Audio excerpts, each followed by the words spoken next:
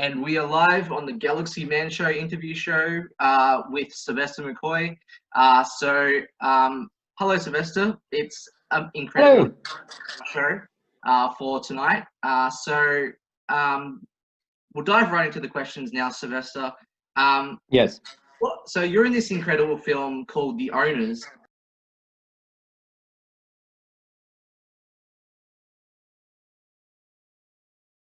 What was that experience like filming The Owners? Well, it was great, really. I mean, yeah, hugely enjoyable because all the actors, we all got on incredibly well, and the director was such a nice chap. Although he did know what he wanted, and he worked hard to get it. But so it was very pleasurable. I mean, I got on so well with Rita Tushingham. We were a double act. I mean, off the screen, on the screen we were, kind of sad or dangerous or whatever way you like to describe us. But we were a comedy double act. We just kept everyone laughing while we were not filming. It's great fun. Can I just say, Sylvester, you did an incredible job in this incredible film called The Owners. I highly recommend people check it out. What was it like? Thank you.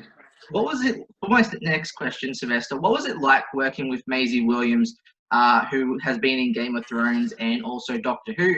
What was it like working with Maisie Williams? It was terrific, really. I mean, I think she should change her name, not from Maisie, but to Amazing Williams. She's quite amazing, really. I mean, she's grown up in the business, and I predict that she will not only be, a wonderful actress, she is a great actress, but that she would become a director and a producer. She knows the whole business, like, I've been in it for 50 years, and yet, I mean, I was awestruck by her knowledge, her instincts. She was great to work with. She was a lovely, lovely young lady. Good fun. So, for my next question, Sylvester, what platform can people watch The Owners on, and why should people watch The Owners? The platform? Well, that's way above my pay grade. I mean, the only platform I know are railway stations. It's somewhere. It's on. I'm sure anyone that is young and knows how to do these things will be able to find it. At the moment, it's only being downloaded in America for some reason. I don't know why, but it's in America. Where are you? Australia. Yeah. So it hasn't come out in Australia yet. I don't quite know. That's, as I say, it's above my pay grade. I don't know how it all works. I just go along, learn the lines, and try to bump into the monsters. Well, at least in Doctor Who, that was my job. But as far as as far as I know, at the moment, it's only been shown in the States. And what was the second part of your question? Why should people watch The Owners? Because Maisie's in it. I'm in it. Teresa Tushingham's in it. All the other guys are in it. It's a great, great film, really. It's got a wonderful twist. It's a real. I won't tell you too much about it, but it's been very well received, especially in people who like horror films. Although it's a psychological thriller, but with a bit of horror in it. Awesome. So for my next question, Sylvester, back in 1987, you were at this first convention of yours called Atlanta, Georgia convention. What was that experience like?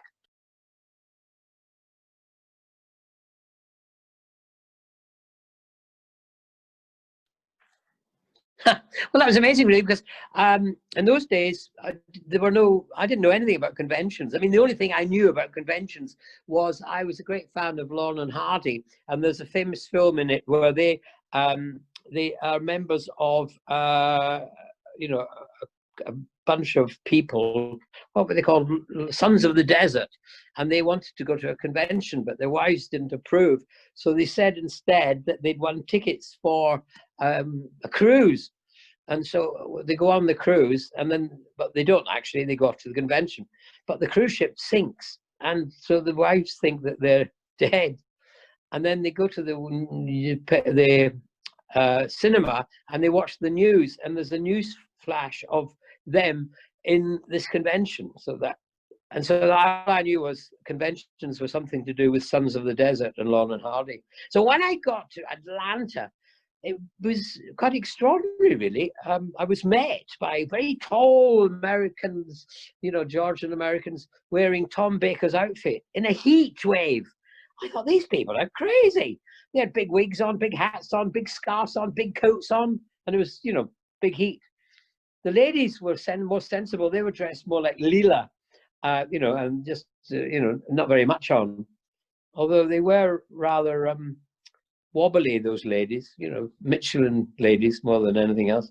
But it was quite extraordinary. I loved it. I mean, I must say I took to it like a duck to water. So the producer told me after I'd been there, I fell in love with the whole convention world, really, especially the Q&As.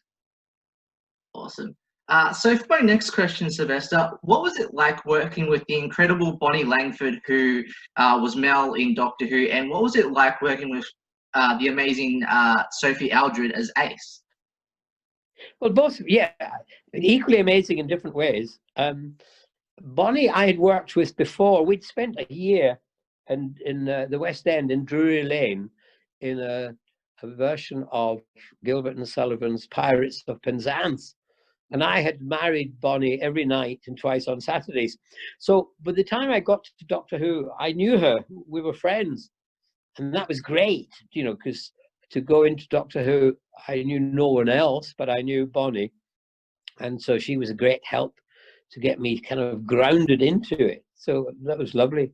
And then Bonnie decided she wanted to leave, and Sophie came and took her place. And Sophie and I just hit it off. We just became instant friends, and she laughed at all my jokes, and she still does. 35 years or more later, she's still laughing at my jokes. So it was terrific, Yeah. Awesome. So for my next question, Sylvester, what was it like seeing the Candyman on set of the episode The Happiness Patrol? And what was it like shooting your Doctor's last episode called Survival? Well, Candyman, I quite like the idea that something that is sweet and people love turns out to be a monster. I think that was quite fun. Doctor Who did that a lot, didn't they? They kind of made common things like, kind of those dummies, Taylor's dummies became horrific monsters. That world I always enjoyed. So it was great. The only problem was the sweet company who made Licorice Allsorts, because he was Mr. Licorice Allsort, really. They were up in arms about it. They were going to sue the BBC, but the BBC managed to talk them out of it. As far as doing the last one was concerned, Survival, I really enjoyed that because it was in location, and we had great fun making it. I didn't know it was the last one. We didn't know that was the last one because they had already twisted my arm to do a 4th season, and I agreed to do it. So I went off thinking I was going to do another 4th season, and then they decided not to. So I was a bit miffed. But hey, I was an actor. You get over that. Oh yeah, and you were one brilliant, incredible Doctor, by the way. As the 7th Doctor, Thank you. Were incredible. For my next question, Don't be my agent. Oh yeah, on to my next question, Sylvester. What was it like filming your regeneration scene in the 8th Doctor's movie with Paul McGann? And what was the emotions you were feeling before you changed? Well, what it was like was I was so pleased because I'd always wanted a kind of a steampunk type of TARDIS control room.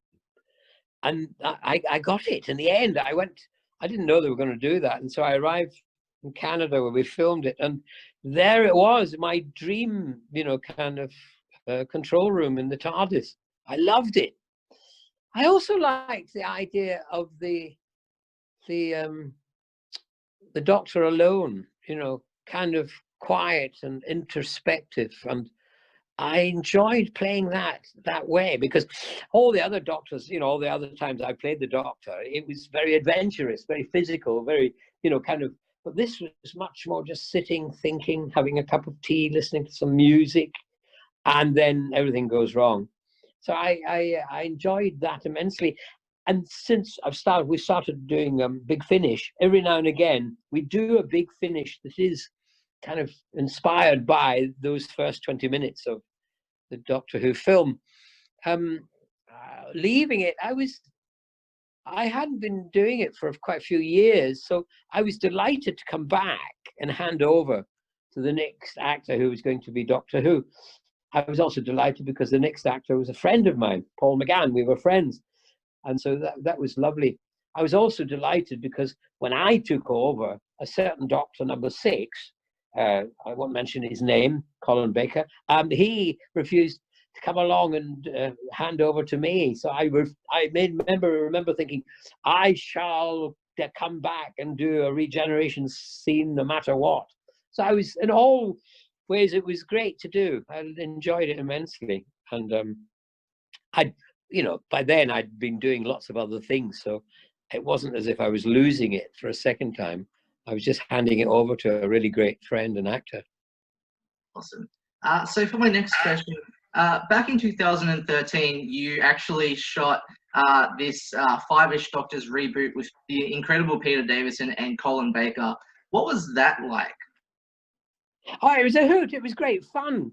In fact, we were in Australia, Paul, Colin, Peter, myself, doing a convention tour down there when we started the idea, making it. And then he was just filming the convention, really.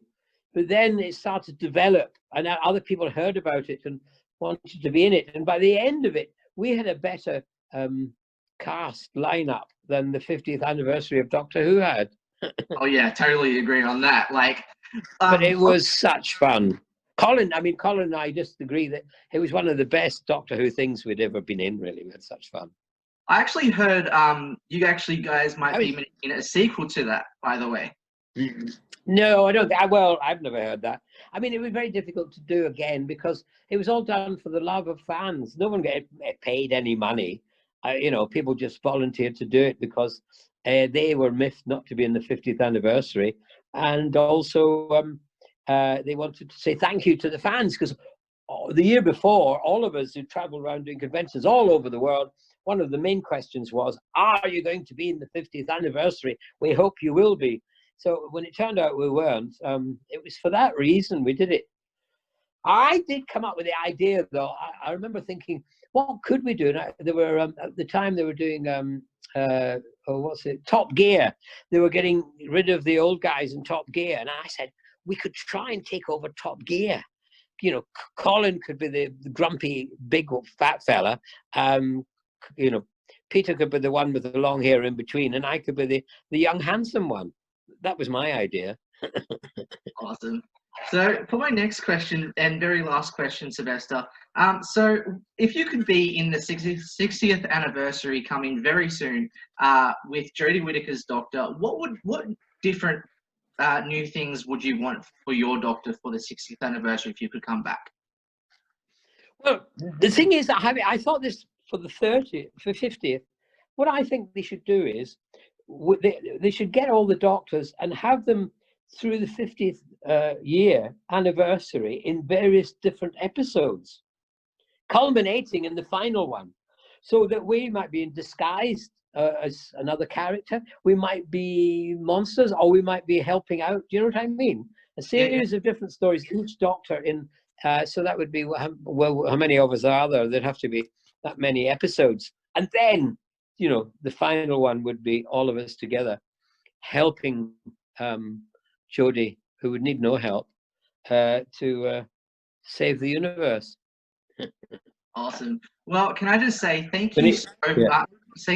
Can I just say thank you so much, Sylvester McCoy? Thank you so much for joining my interview show. Everyone, definitely go support Sylvester and his new incredible film, The Owners, and the other incredible cast members of that film. So thank you so much again, Sylvester. Any last things that you would like to say on the show? Yeah, I was supposed to be coming to Melbourne last March, I think, but that was put off because of the virus. Then they were going to do it later in the year, but now it's been cancelled. So maybe next January. I'm not sure. How have you been? I love going to Australia. I love it. Yeah.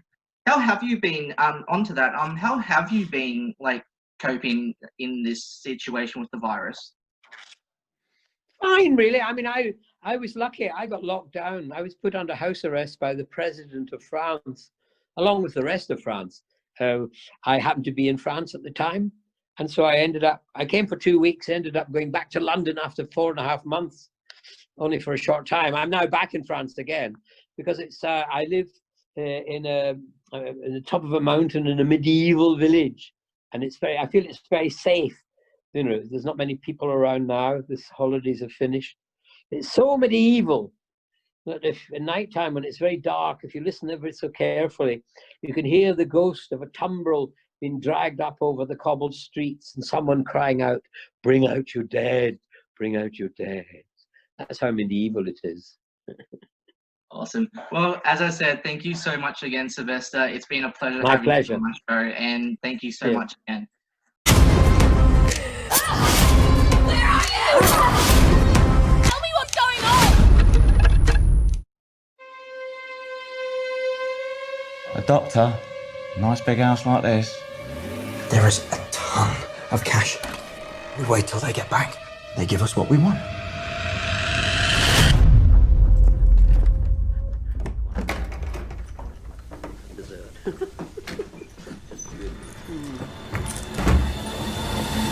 Richard?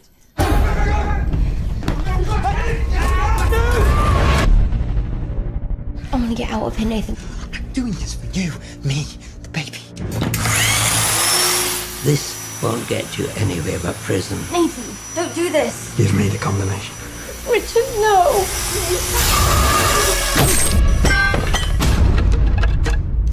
We have to get into the hospital. The hospital is 30 miles away. I seriously doubt you could survive the journey. Oh, goodness. You don't look at all well. Please sit here and wait for the ambulance to arrive. Oh, we really must fumigate this place again soon. We're plagued by vermin. Every sort of pest.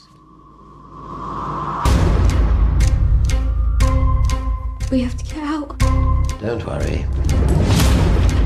Everything will be fine. I've told you 1,000 times. Shoes off at the door! She needs to be punished. She'll ruin everything. Very well. If that's what you want.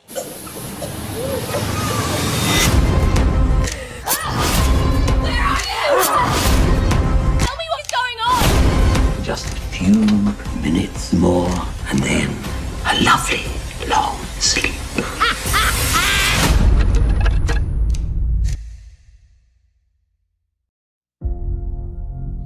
This is the Doctor, President-elect of the High Council of Time Lords, Keeper of the Legacy of Rassilon, Defender of the Laws of Time.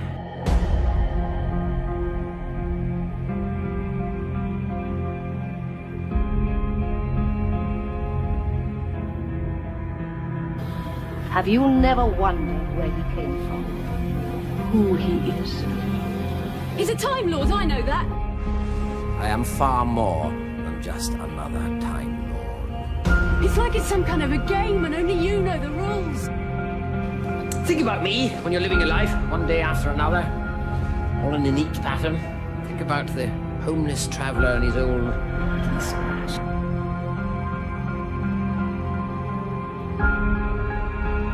Every time our paths have crossed, I have defeated you. You couldn't resist it, could you? The game of traps.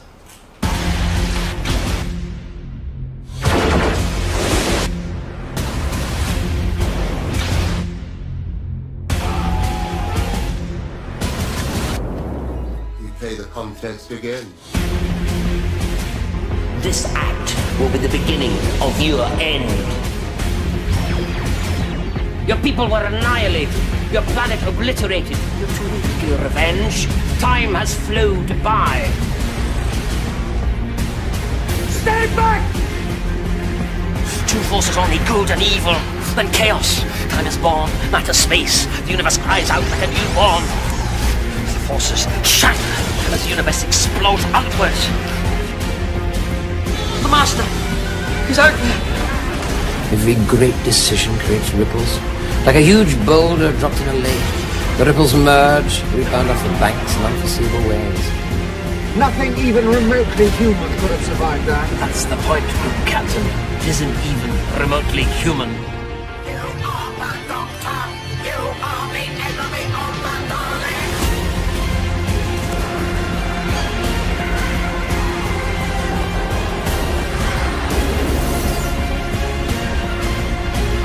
I'm Brigadier Lethbridge Stewart. Surrender now, and we can avoid bloodshed. Hello! I believe you want to kill me.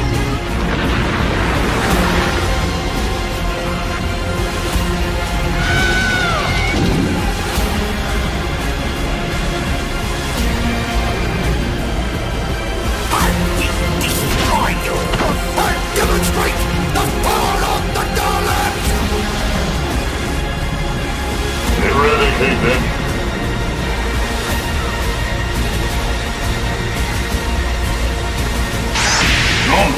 Nemesis.